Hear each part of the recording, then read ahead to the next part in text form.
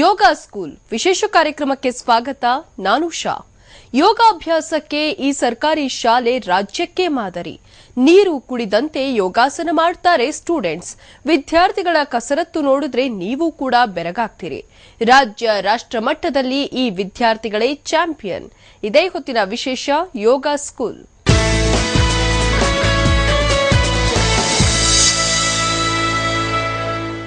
ಶಾಲೆ ಅಂದ್ರೆ ಪಾಠ, ಪರೀಕ್ಷೆ, ಕ್ಲಾಸು, ಟೀಚರ್ಗೆ ಮಾತ್ರ ಸೀಮಿತವಾಗಿರಬೇಕಾ? ಮಕ್ಕಳನ್ನ ಪುಸ್ತಕದ ಹುಳು ಮಾಡೋದು ಎಷ್ಟು ಸರಿ ಅನ್ನೋ ವಾದ ಕೂಡ ಇದೆ.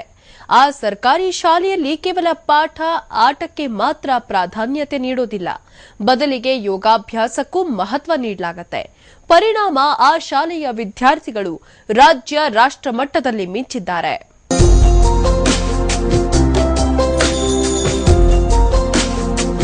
ಬೆಳಗಾವಿ ಜಿಲ್ಲೆ ಗೋಕಾಕ ತಾಲೂಕಿನ ಬಾಳೋಬಾಳ ಗ್ರಾಮದಲ್ಲಿರುವ ಸರ್ಕಾರಿ ಪ್ರಾಥಮಿಕ ಶಾಲೆ ಇದು. ಈ ಸರ್ಕಾರಿ ಶಾಲೆಯನ್ನ ಯೋಗ ಶಾಲೆ ಎಂದೇ ಗುರುತಿಸಲಾಗುತ್ತೆ. ಕಾರಣ, ಈ ಶಾಲೆ ಫೇಮಸ್ ಆಗಿರೋದೇ ಯೋಗ ಮೂಲಕ. ಇಲ್ಲಿ ಆಟ ಪಾಠಕ್ಕೆ ಎಷ್ಟು ಪ್ರಾಮುಖ್ಯತೆ ನೀಡಲಾಗಿದೆಯೋ ಯೋಗಕ್ಕೂ ಅಷ್ಟೇ ಮಹತ್ವ.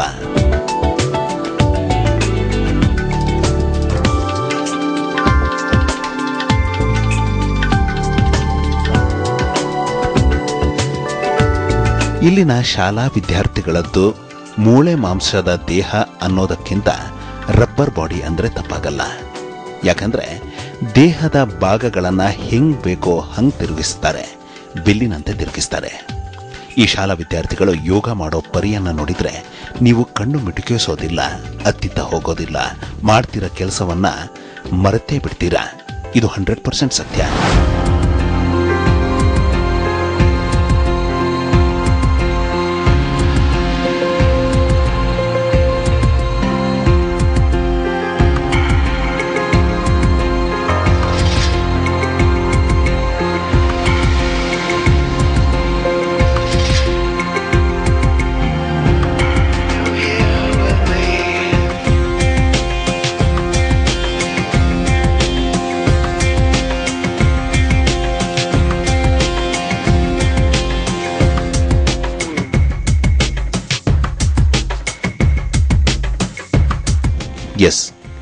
ಈ ರೀತಿಯ ಯೋಗ ಮಾಡಲು ಎಲ್ಲರಿಂದಲೂ ಸಾಧ್ಯವಿಲ್ಲ.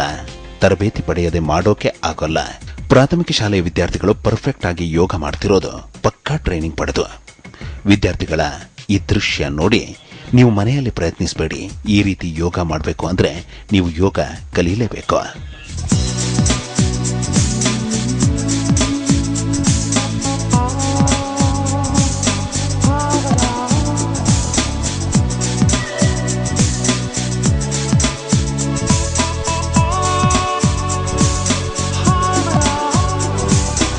ಯೋಗಾಸನ ಮಾಡುವಾಗ ನಮಗೆ ಮೊದಲು ಬೇಜಾರು ಅನಿಸುತ್ತಿತ್ತು.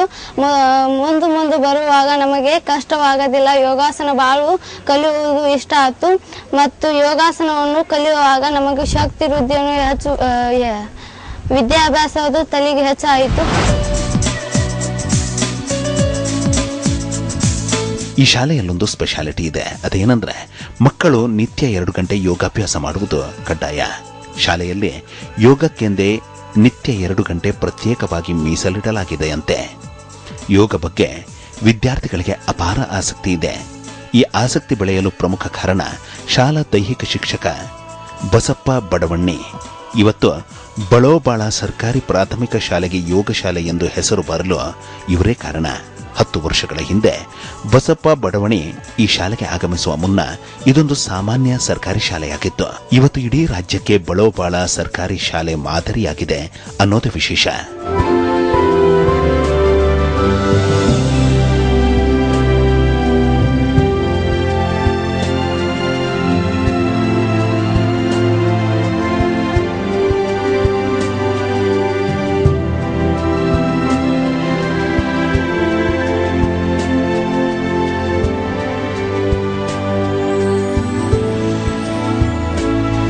ಮಕ್ಕಳ ಪ್ರಗತಿ, ಮಕ್ಕಳ ಶರೀರ ಬಗ್ಗೆ ಒಂದು ಸ್ವಲ್ಪ ಕಾಳಜಿ ಇದ್ದರೆ ಮಕ್ಕಳು ತಮ್ಮ ಮಾನಸಿಕ ಒತ್ತಡದಿಂದ ಮುಂದೆ ಬರಬೇಕಾದ್ರೆ, ತಮ್ಮ ಬುದ್ಧಿ ಶಕ್ತಿಯನ್ನು ಹೆಚ್ಚು ಮಾಡ್ಕೋಬೇಕಾದ್ರೆ ಮೊದಲು ಏನು ಮಾಡಬೇಕಪ್ಪ ಅಂದರೆ ಯೋಗಾಸನ ಮತ್ತು ವ್ಯಾಯಾಮಗಳನ್ನ ಮಕ್ಕಳು ದಿನಾಲು ಪ್ರತಿನಿತ್ಯ ಮಾಡೋ ಕೆಲಸ.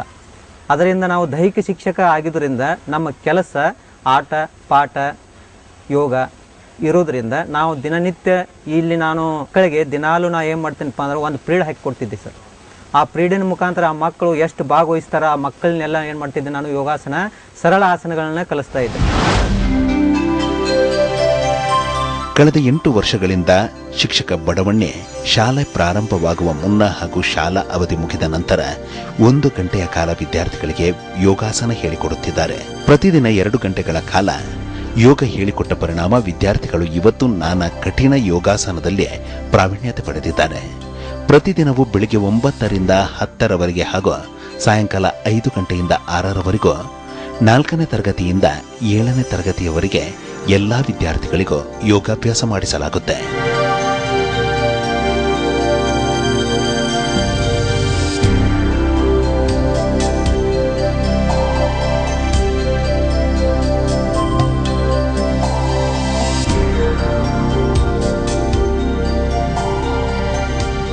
ಶಾಲಾ ವಿದ್ಯಾರ್ಥಿಗಳು ಹಲವು ಯೋಗಾಸನಗಳನ್ನ ಸುಲಭ ಸರಳವಾಗಿ ಮಾಡುತ್ತಾರೆ. ನಟರಾಜಾಸನ, ಗಂಡಬೇರುಂಡಾಸನ, ಚಕ್ರಾಸನ, ವೃಶ್ಚಿಕಾಸನ, 4 ಮುಖದ ಸಿಂಹ, ಶಲಭಾಸನ, ಭೂಮಾಸನದ ಮೇಲೆ ಮಾಡೋ ಹಸ್ತ ವೃಶ್ಚಿಕಾಸನ, ಪದ್ಮಾಸನ, ಮಂಡೂಕಾಸನ, ಶೀರ್ಷಾಸನ, ಗರ್ಭಪಿಂಡಾಸನ ಸೇರಿದಂತೆ ವಿವಿಧ ಆಸನಗಳನ್ನ ವಿದ್ಯಾರ್ಥಿಗಳು ಪರ್ಫೆಕ್ಟ್ ಆಗಿ ಮಾಡುತ್ತಾರೆ.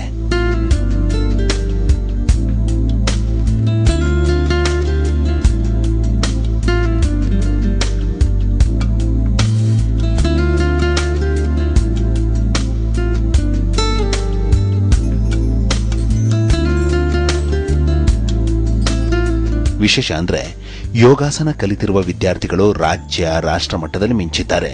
ಶಾಲೆಯ ಕೀರ್ತಿ ಪತಾಕೆಯನ್ನ ಮುಗಿಲೆತ್ತರಕ್ಕೆ ಹಾರಿಸಿದ್ದಾರೆ.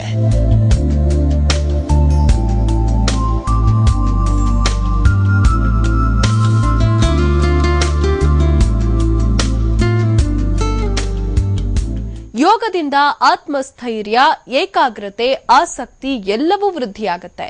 ಇದೇ ಕಾರಣಕ್ಕೋ ಏನೋ ಆ ಶಾಲೆಯ ವಿದ್ಯಾರ್ಥಿಗಳು ಓದಿನಲ್ಲೂ ಮುಂದಿದ್ದಾರೆ. ವಿಶೇಷ ಅಂದ್ರೆ ತಾಲೂಕು, ಜಿಲ್ಲೆ, ರಾಜ್ಯ ಮತ್ತು ರಾಷ್ಟ್ರ ಮಟ್ಟದ ಯೋಗ ಸ್ಪರ್ಧೆಯಲ್ಲಿ ಭಾಗವಹಿಸಿ ವಿಜಯಮಾಲೆ ಕೊರಳಿಗೇರಿಸಿಕೊಂಡಿದ್ದಾರೆ.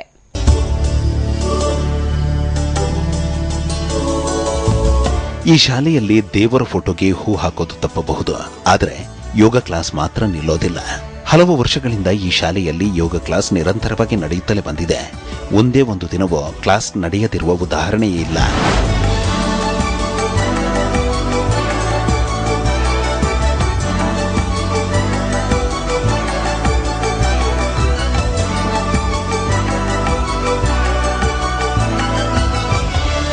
ಯೋಗ ಈ ಶಾಲೆಗೆ ರಾಷ್ಟ್ರ ಮಟ್ಟದಲ್ಲಿ ಪ್ರಸಿದ್ಧಿ ಪಡೆಯುವಂತೆ ಮಾಡಿದೆ. ಹೌದು, ಈ ಶಾಲೆಯಲ್ಲಿ ತರಬೇತಿ ಪಡೆದಿರುವ ಮಕ್ಕಳು ತಾಲೂಕು, ಜಿಲ್ಲಾ, ರಾಜ್ಯ ಹಾಗೂ ರಾಷ್ಟ್ರ ಮಟ್ಟದ ಸ್ಪರ್ಧೆಯಲ್ಲಿ ಭಾಗವಹಿಸಿ ಶಾಬಾಸ್ಗಿರಿ ಪಡೆದಿದ್ದಾರೆ. 2011ರಿಂದ 2015ರವರೆಗೆ ನಡೆದಿರುವ ಹಲವು ಸ್ಪರ್ಧೆಗಳಲ್ಲಿ ವಿದ್ಯಾರ್ಥಿಗಳು ಹಾಗೂ ವಿದ್ಯಾರ್ಥಿನಿಯರು ಭಾಗವಹಿಸಿ ಹಲವು ಪ್ರಶಸ್ತಿಗಳನ್ನು ಬಾಚಿಕೊಂಡಿದ್ದಾರೆ.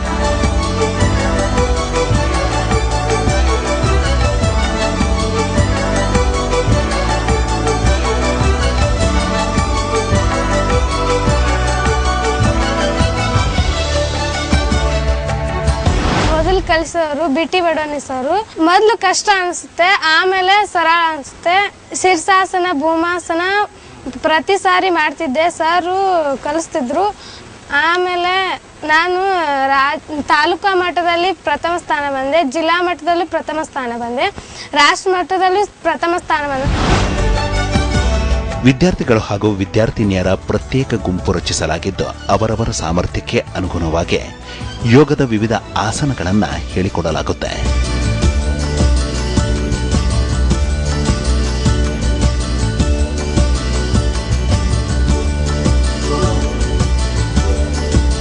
ಕೇವಲ ಗುಂಪು ಪ್ರದರ್ಶನವಲ್ಲದೆ ವೈಯಕ್ತಿಕ ಪ್ರದರ್ಶನ ಸ್ಪರ್ಧೆಯಲ್ಲೂ ಇಲ್ಲಿನ ವಿದ್ಯಾರ್ಥಿಗಳು ಸೈ ಎನಿಸಿಕೊಂಡಿದ್ದಾರೆ. ಪ್ರೇಮ, ನಿರ್ಮಲಾ, ಚೈತ್ರ, ಸವಿತಾ, ಪೂಜಾ, ಪ್ರಿಯಾಂಕಾ, ರೂಪಾ ಮುಂತಾದ ವಿದ್ಯಾರ್ಥಿನಿಯರು ವೈಯಕ್ತಿಕ ಹಾಗೂ ಗುಂಪು ಪ್ರದರ್ಶನಗಳಲ್ಲಿ ಖ್ಯಾತಿ ಗಳಿಸಿದ್ದಾರೆ.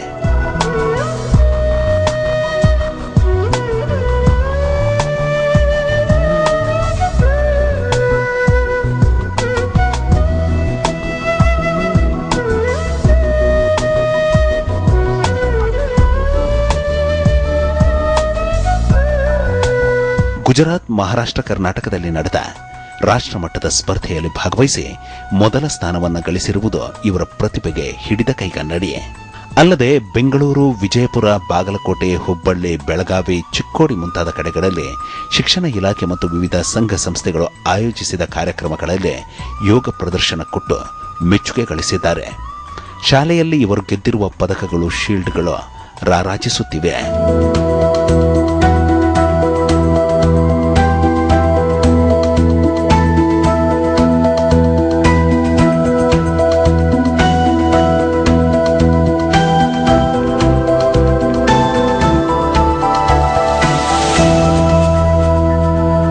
ಇವತ್ತು ಈ ಶಾಲೆಯ ಮಕ್ಕಳು ಯೋಗದಲ್ಲಿ ಪರಿಣತಿ ಪಡೆದಿರಬಹುದು.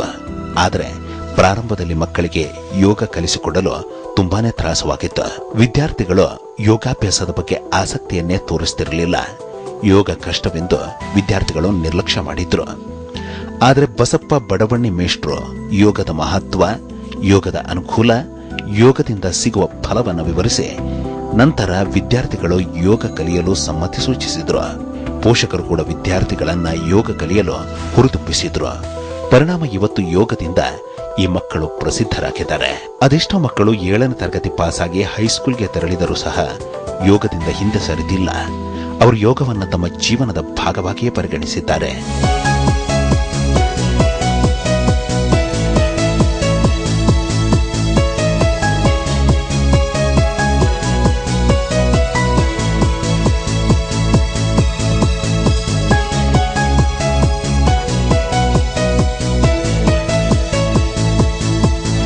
ಮಕ್ಕಳಿಗೆ ಭೂಮಾಸನ ಆಗಲಿ, ಪದ್ಮಾಸನ ಆಗಲಿ, ಚಕ್ರಾಸನ ಆಗಲಿ, ಊರ್ಧ್ವ ಕುಕ್ತಾಸನ ಆಗಲಿ, ಪಶ್ಚಿಮೋತ್ತಾಸನ ಆಗಲಿ, ಗರ್ಭ ಪಿಂಡಾಸನ ಆಗಲಿ, ವ್ಯಾಘ್ರಾಸನವಾಗಲಿ, ಭೂಮಾಸನ ಆಗಲಿ ಮತ್ತು ಶೀರ್ಷಾಸನ. ಮಾನಸಿಕದಿಂದ ದೂರ ಉಳಿತಾರೆ, ಹುಮ್ಮಸದಿಂದ ಇರ್ತಾರೆ, ತಮ್ಮ ಶರೀರ ಒಂದು ಸಮತೋಲನದಾಗ ಕಾಪಾಡಿ ಹೋಗ್ತಾರೆ ಮತ್ತು ತಮ್ಮ ಬುದ್ಧಿ ಶಕ್ತಿಯನ್ನು ಹೆಚ್ಚಿಗೆ ಪಡ್ಕೋತಾರೆ. ಅದರಿಂದ ಚೆನ್ನಾಗಿ ಆಟಗಳನ್ನ ಮಾಡೋದ್ರಿಂದ ಅವರ ಮುಂದಿನ ಹಂತಕ್ಕೆ ಒಂದು ಉತ್ತಮ ಪ್ರಜೆಯಾಗಿ ಮಾಡ್ತಾರಂತೇಳಿ. ಈ ಸರ್ಕಾರಿ ಶಾಲೆಯ ವಿದ್ಯಾರ್ಥಿಗಳಿಗೆ ಯೋಗದಿಂದ 10 ಹಲವು ಉಪಯೋಗಗಳಾಗಿವೆ. ಇವರ ಜೀವನ ಶೈಲಿ ಬದಲಾಗಿದ್ದು ಓದುವ ಬಗ್ಗೆ ಮೊದಲಿಗಿಂತಲೂ ಹೆಚ್ಚು ಆಸಕ್ತಿ ಬೆಳೆದಿದೆ. ಆಲಸ್ಯ ದೂರಾಗಿ ಏಕಾಗ್ರತೆ ಹತ್ತಿರವಾಗಿದೆ. ಅಷ್ಟೇ ಅಲ್ಲ, ಖೋ ಖೋ, ಕಬಡ್ಡಿ, ವಾಲಿಬಾಲ್ ಕ್ರೀಡೆಗಳಲ್ಲಿ ಯೋಗ ಕಲಿತ ಮಕ್ಕಳು ಪ್ರಾವೀಣ್ಯತೆ ಪಡೆದಿದ್ದಾರೆ. ಇದೆಲ್ಲದಕ್ಕಿಂತ ಇಂಪಾರ್ಟೆಂಟ್ ಆಗಿ ವಿದ್ಯಾಭ್ಯಾಸದಲ್ಲೂ ಇವರು ಮುಂದಿದ್ದಾರೆ. ಒಟ್ಟಿನಲ್ಲಿ ಯೋಗದಿಂದ ವಿದ್ಯಾರ್ಥಿಗಳಿಗೆ ರಾಜಯೋಗ ಸಿಕ್ಕಿದೆ ಎಂದರೆ ತಪ್ಪಾಗಲ್ಲ.